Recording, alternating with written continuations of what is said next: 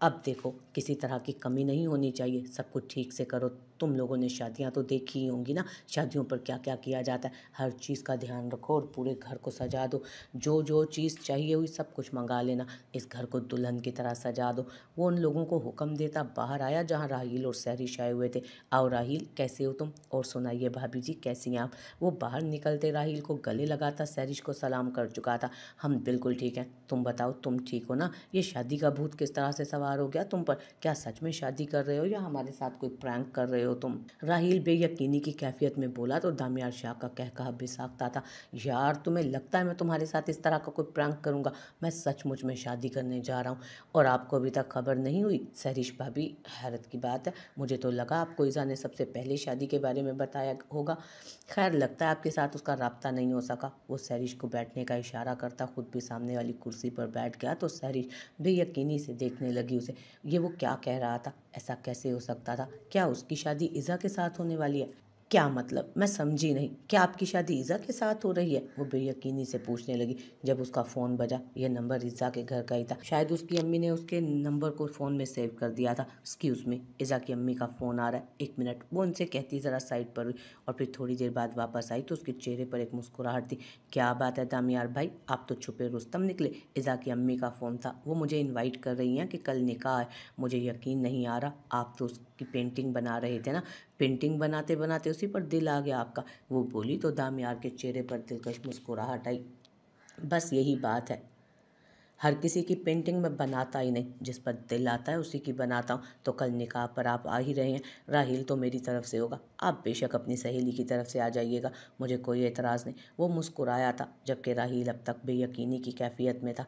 वो लड़की जिसे वो कभी अपने बिस्तर पर लाना चाहता था, उसे निकाह का फ़ैसला, वो भी दामियार शाह, जो औरत ज़ात से नफ़रत करता था। औरत ज़ात उसे यकीन के काबिल नहीं लगती थी, वो मोहब्बत का शिकार हो चुका था।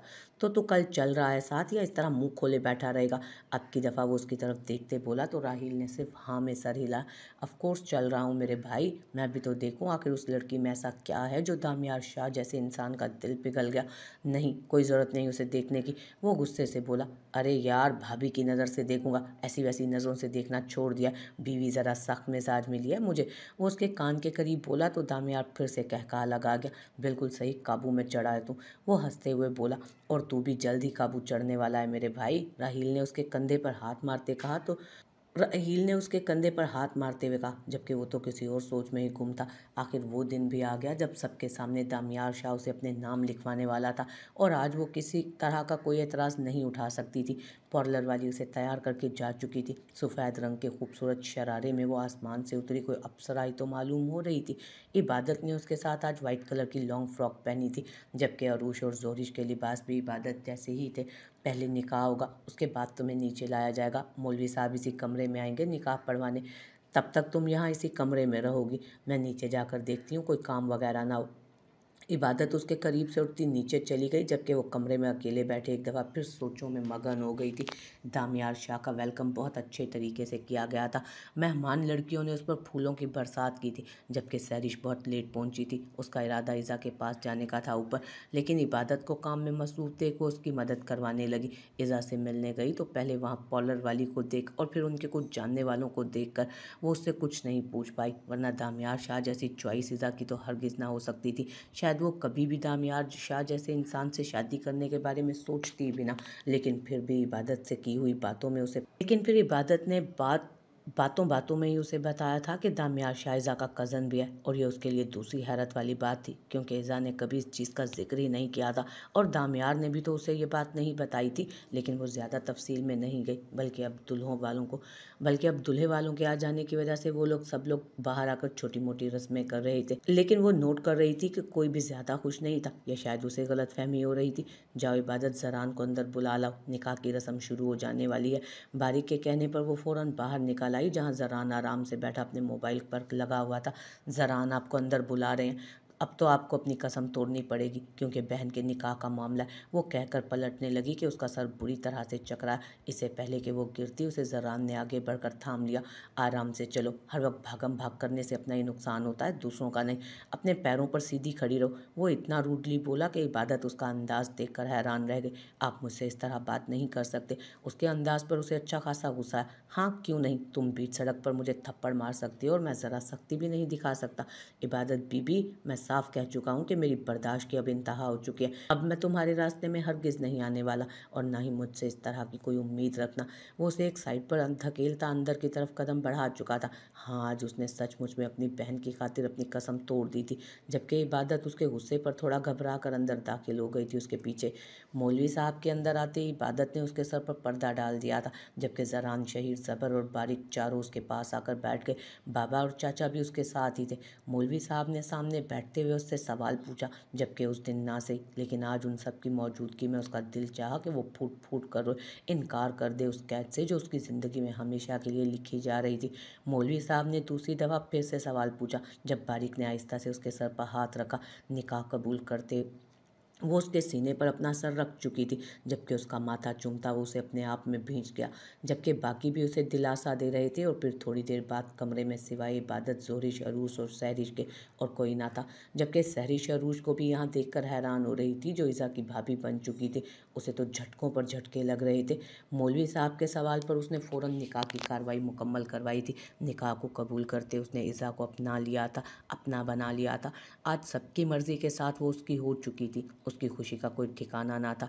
आज उसकी मोहब्बत उसे मिल चुकी थी। ईज़ा हमेशा हमेशा के लिए उसकी दस्तरस में दे दी जा चुकी थी। निकाह की कार्रवाई मुकम्मल होते ही सब बारी बारी उसे गले लगाकर मुबारकबाद देने लगे। जब ईज़ा को बाहर लाने का कहते बारिक ने इबादत को इशारा किया कि उसे ले आए। चलो ईज़ा, तुम्हें बाहर लेकर जाना, फ़ोटो सेशन होगा तुम्हारा और दामियार भाई का, इबादत ने आकर उससे कहा। जबकि वो अपना शरारा संभालती उठकर खड़ी हो गई थी कि इबादत को ज़ोरदार चक्कर आया और इस दफ़ा वो संभलने की बजाय लड़खड़ाकर बेहोश होती ज़मीन पर गिर गई। इबादत, ईज़ा परेशानी से उसके पास आने लगी। अरूज, सैरिश, तुम दोनों ईज़ा को बाहर लेकर जाओ, मैं इबादत को देखती हूँ। वो इबादत को बड़ी मुश्किल से सहारा देती बेड पर लेटाती परेशानी से उनसे बोली थी। जबकि बाहर सब लोग ईज़ा के आने का इंतज़ार कर रहे थे। नहीं भाभी, इबादत, वो परेशानी से उसे कहने लगी। मेरी जान, वो ठीक है, कुछ नहीं हुआ है उसे, तुम बाहर जाओ, सब लोग इंतज़ार कर रहे हैं तुम्हारा, मैं हूँ ना यहाँ इबादत के साथ। वो उसका गाल थपथपाती उसे बाहर भेज चुकी थी। जबकि इबादत के इस तरह बेहोश होने पर वो खुद भी हैरान रह गई थी। इबादत को होश आया तो जोहरिश उसके पास ही बैठी थी। बड़ी मुश्किल से उसे होश में लाने में कामयाब हुई थी। वो कब से उसके पास बैठी, कभी उसके हाथ पैर सहलाती तो कभी उसके गाल थपथपाकर उसे होश में लाने की कोशिश करती। इबादत, तुम ठीक हो ना? वो परेशानी से उससे पूछने लगी। जबकि उसे अपने ऊपर इस तरह झुके देख वो उठकर बैठती, सारी सिचुएशन समझने की कोशिश करने लगी। क्या हुआ था मुझे? वो उठकर बैठते हुए उससे पूछने लगी। तुम बेहोश हो गई थी इबादत, सब लोग बाहर हैं, तुमने तो परेशान कर दिया, क्या हो गया था तुम्हें? वो परेशानी से पूछने लगी। जबकि उसकी फिक्रमंदी पर उसने मुस्कुराकर नफ़ी में सर हिलाया। अब वो खुद भी नहीं जानती थी कि वो इस तरह अचानक बेहोश क्यों हो गई थी। ऐसा तो उसके साथ कभी नहीं हुआ। भाभी, जब मेरा दिल ख़राब हो रहा है, वो उठकर बैठते हुए बोली तो उसकी तबीयत खराबी देखते वो परेशानी से बोली। जबकि वो अपनी तबीयत मज़ीद ख़राब पाकर फ़ौरन उसके करीब से उठी और वॉशरूम की तरफ भागी। इबादत, क्या हुआ मेरी जान, तुम ठीक तो हो ना? तुम्हारी तबीयत तो ठीक है? वो परेशानी से उसके पीछे आई। जबकि वो वॉश बेसन पर झुककर वॉमिट कर रही थी। पता नहीं भाभी, मेरी तबीयत बहुत ख़राब हो रही है, मुझे बहुत अजीब लग रहा है, वो रूहानी अंदाज में बोली। तुम फिक्र मत करो मेरी जान, इंशाल्लाह सब ठीक हो जाएगा। पता नहीं तुम्हारी तबीयत इस तरह ख़राब क्यों हो रही है, घबराओ मत, मैं ऐसा करती हूँ कि अम्मी को बुला कर लाती हूँ, वही कुछ बताएंगी। नहीं भाभी, प्लीज़ ऐसा मत करिएगा, वो पहले ईज़ा की वजह से परेशान है, मज़ीद परेशान हो जाएंगी। मुझे लगता है मैंने ज़रूर उल्टा सीधा कुछ खा लिया होगा। उसने उसका हाथ पकड़कर रोका। मुझे नहीं लगता इबादत, लेकिन मुझे नहीं लगता इबादत, मुझे कुछ और लग रहा है। जिस तरह तुम्हें वॉमिटिंग हो रही है और सर चकरा रहा है, मुझे शक है कहीं तुम प्रेग्नेंट तो नहीं। देखो, मैं एक नॉर्मल सी बात कर रही हूँ, मैं ये नहीं कह रही कि तुम प्रेग्नेंट हो। मैं ऐसा करती हूँ, अपने कमरे से प्रेगनेंसी किट लेकर आती हूँ, तुम चेक कर लो। ये एक नेचुरल सी चीज़ है। कुछ लड़कियों को ना स्टार्टिंग में इस तरह के प्रॉब्लम फेस करना पड़ते हैं, लेकिन फिर चंद दिन की प्रेगनेंसी इस तरह की तबीयत ख़राब भी तो नहीं कर सकती। लेकिन हमें रिस्क नहीं लेना चाहिए। मैं किट लेकर आती हूँ, तुम अपना चेकअप कर लो। वो उसे कहते हुए कमरे से निकल गई, जबकि इबादत को अब सचमुच डर लगने लगा था। आ जाओ इबादत, ये लो, इसकी मदद से तुम चेक कर सकती हो कि तुम प्रेग्नेंट हो या नहीं। मैं यहीं बाहर तुम्हारा इंतज़ार करती हूँ। वो उसे वॉशरूम में जाने का इशारा करती खुद वहीं बैठ गई, जबकि इबादत को घबराहट हो रही थी। अगर वो सचमुच में प्रेग्नेंट हुई तो वो सब घर वालों को क्या जवाब देगी, क्योंकि उन सब की नज़र में तो वो ज़रान के साथ होटल में सिर्फ 3 दिन रुकी है, और वहाँ से आए हुए भी उन्हें मुश्किल से 3 दिन हुए। चंद दिन में उसकी प्रेगनेंसी इस हद तक खतरनाक तो नहीं हो सकती कि उसकी तबीयत इतनी ख़राब हो जाए। उसकी टेंशन में इजाफा होता जा रहा था, जबकि जोरिश उसे अंदर भेजकर खुद वहीं बाहर उसका इंतज़ार करने लगी।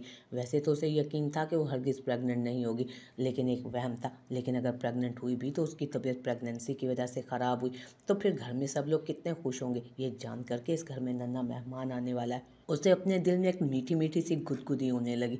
काश ये बात सच हो, वो सिर्फ दुआ कर सकती थी। इबादत थोड़ी देर के बाद वापस आई तो वो फ़ौरन उठकर उसके पास गई। इबादत मेरी जान, तुम ठीक तो हो ना? क्या आया किट पर? दिखाओ मुझे किट। उसके हाथ से प्रेगनेंसी किट सीधी करती हैरान ही तो रह गई। इबादत, ये तो पॉजिटिव है, तुम प्रेग्नेंट हो, लेकिन ये कैसे हो सकता है? इतनी जल्दी प्रेगनेंसी, और फिर तुम्हारी तबीयत तो ऐसे ख़राब है जैसे तुम्हारी प्रेगनेंसी को 1 डेढ़ महीना हो चुका। वो परेशानी से बोली तो इबादत चोर बन गई, और इससे ज़्यादा वो उसे छुपा भी नहीं सकती थी। वो जानती थी ज़ोरिश से बढ़कर उसका कोई हमदर्द नहीं, और सिर्फ ज़ोरिश ही वो इंसान है जो उसे बेहतर मशवरा दे सकती है। और इस सोच के साथ उसने जल्दी जल्दी जो उसके मुंह में आया था उससे बताना शुरू कर दिया। इबादत उसे बताती जा रही थी, जबकि ज़ोरिश मुंह पर हाथ रख के शौक सी कैफियत में उसे सुन रही थी। भाभी, मेरा कोई कसूर नहीं, वो मुझे खुद अपने साथ लेकर गए थे। मैं क्या करूँ भाभी, मुझे बहुत डर लग रहा है। वो उसके हाथ थामे हुए घबराहट में रोना शुरू हो चुकी थी, जबकि ज़ोरिश काफ़ी देर उसे सुनती रही। फिर मुंह पर हाथ रखकर अपनी खिलखिलाहट को कंट्रोल करने की कोशिश करने लगी। कितनी भोली हो तुम इबादत, से पैदल लड़की, इसमें रोने वाली कौन सी बात है? बेवकूफ़ कहीं की, रोना धोना बंद करो। अब गलती हो गई है तो इस गलती का बस एक ही हल है, जाकर ज़रान को बताओ इस बारे में। वो बोली तो इबादत का रंग उड़ गया। नहीं भाभी, मैं कैसे, मैं, वो नफ़ी में सर हिलाते बोली थी। कैसे का क्या मतलब? उन्हीं की वजह से तो हुआ है ना ये सब, उन्हें तो बताना पड़ेगा। और फिर वैसे भी तुम्हारी प्रेगनेंसी तकरीबन 1.5 महीने पहले की है। अगर घर में किसी को पता चल गया तो किस किस को क्या क्या जवाब देती रहोगी। बेहतर यही है कि तुम ज़रान भाई के साथ उनके घर चली जाओ, उन्हें ये बात बताओ, और फिर जब 15 से 16 दिन के बाद ये खुशखबरी लेकर आ जाना। बाकी कोई मसला नहीं होगा। जब बेबी हो जाएगा तब किसी ने नहीं देखना कि जल्दी हुआ है या देर से। वो बड़े मज़े से बोली। लेकिन भाभी, अगर मगर कुछ नहीं, अगर तुम चाहती हो कि ये बात बाहर ना आए और सारा मामला हल भी हो जाए तो यही एक तरीका है। इबादत, अब बचपना मत करो, तुम ज़रान भाई के साथ घर जाओ, उन्हें इस बारे में बताओ, खुशखबरी सुनाओ, और वो भी खुश हो जाएंगे, देख लेना। और बाकी थोड़े वक्त के बाद तुम खुशखबरी खुद ही लेकर आ जाना, और वैसे भी आ ही जाएगी इतने अरसे में। अच्छा, अगर थोड़े वक्त के बाद खुशखबरी आ जाती तो अब तक आपकी क्यों नहीं आई? वो उसकी बात काट कर बोली। एक लम्हे के लिए जोरिश को चुप लगी, लेकिन फिर मुस्कुराकर नफ़ी में सर हिलाया। भाभी, मुझे डर लग रहा है, पता नहीं मामला किधर से किधर निकल जाएगा। मैं किस किस के सवालों का जवाब दूंगी? सारी गलती ज़र्रान की है। वो बार बार एक ही बात दोहरा रही थी, जबकि उसकी बात सुनते जोरिश को मज़ा आ रहा था। तुम दुआ करो ना, अल्लाह पाक मेरे लिए भी कोई ना कोई खुशखबरी का इंतज़ाम कर दे, तो मुझे भी मिल जाएगी खुशखबरी। लेकिन तुम्हारे लिए तुम्हारे मसले का बस एक ही हल है। चलो अब बाहर चलते हैं। वो उसका हाथ थामे उसे ज़बरदस्ती अपने साथ बाहर लेकर गए, जबकि बाकायदा इबादत तो अब काँप रही थी। भाभी, मेरी और ज़ारान की नाराज़गी चल रही है, उसने अचानक एक और ख़बर सुनाई। लो जी, वाह, अमेजिंग, कमाल हो गया, इसी की कमी रह गई थी। सॉरी बोल दो और किस्सा ख़त्म करो, अब चलो मेरे साथ। वो उसे उसकी नाराज़गी पर अप्रिशिएट करते मशवरे से नवाजती उसे फिर से अपने साथ ले जाने लगी, और उसने उसे बाहर ला कर ही छोड़ा था, जहाँ सब लोग मौजूद थे। इज़ा और दामियार का फ़ोटो शूट हो रहा था। निकाह के बाद माहौल काफ़ी बेहतर हो चुका था, हर तरफ एक रिलैक्स माहौल बना था। वो चारों एक तरफ खड़े थे, जबकि मामा भी उनके साथ ही खड़ी बातें कर रही थी, जबकि बाबा और चाचू मेहमानों को संभाल रहे थे।